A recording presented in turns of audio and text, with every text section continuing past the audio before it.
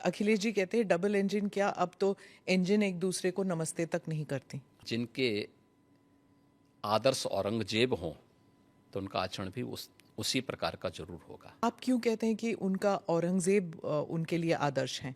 क्योंकि वो औरंगजेब को महिमा मंडित कर रहे हैं।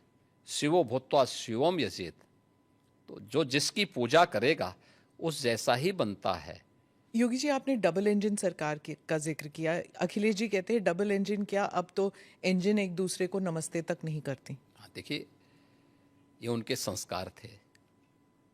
हमारे यहाँ हम विरासत को सम्मान दे करके अपनी वर्तमान लीडरशिप को भी सम्मान करते हैं और अपने पूर्वजों के प्रति भी सम्मान का भाव रखते हैं।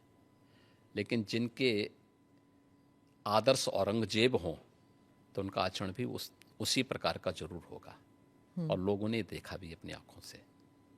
आप क्यों कहते हैं कि उनका औरंगजेब उनके लिए आदर्श हैं?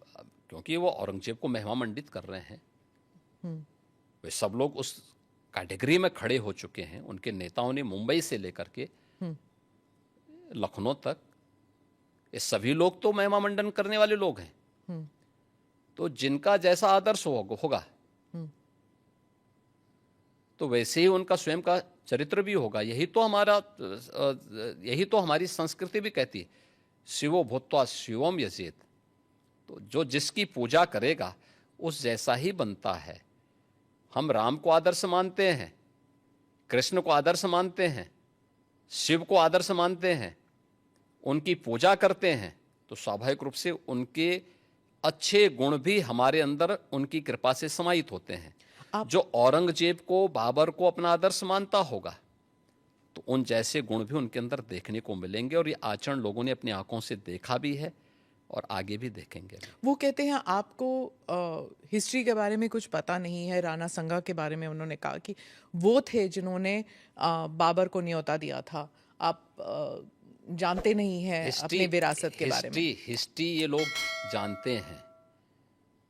हिस्ट्री यही लोग जानते हैं जो जिन्ना को महिमा मंडित करते हैं।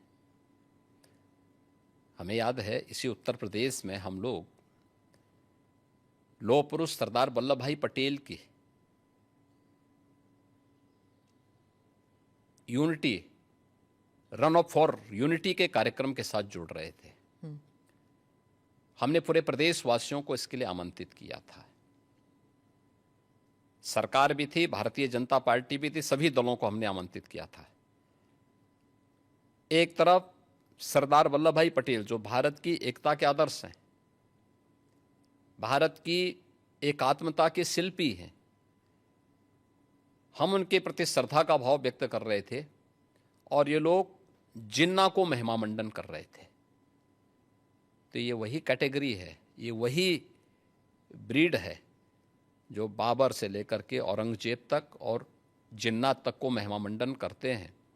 तो देश के प्रति इनके भाव क्या होंगे, भारत की विरासत के प्रति इनके भाव क्या होंगे, भारत के महापुरुषों के प्रति क्या इनके भाव क्या होंगे, ये अंदाजा इसी से लगाया जा सकता है।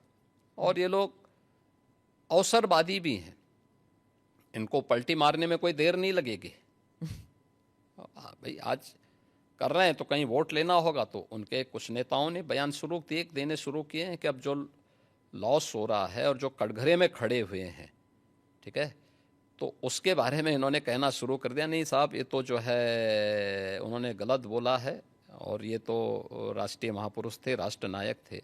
राणा सांगा के इतिहास को अगर इन्होंने पढ़ा होता, वो महान योद्धा जिसके शरीर के घाव इस बात को बताते थे कि इन्होंने भारत की धर्म और संस्कृति को बचाने के लिए उस समय किस प्रकार के पराक्रम का परिचय दिया था।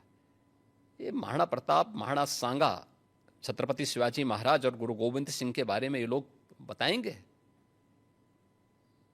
इतिहास के बारे में लोग क्या जानते हैं?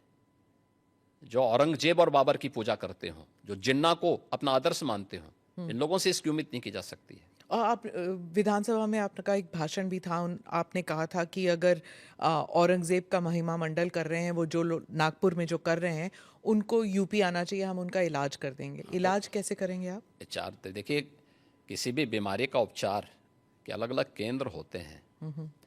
तो यूपी ऐसे लोगों को बहुत अच्छा उपचार देता है। उनकी जैसी डिमांड होगी उस प्रकार का उपचार दे देंगे।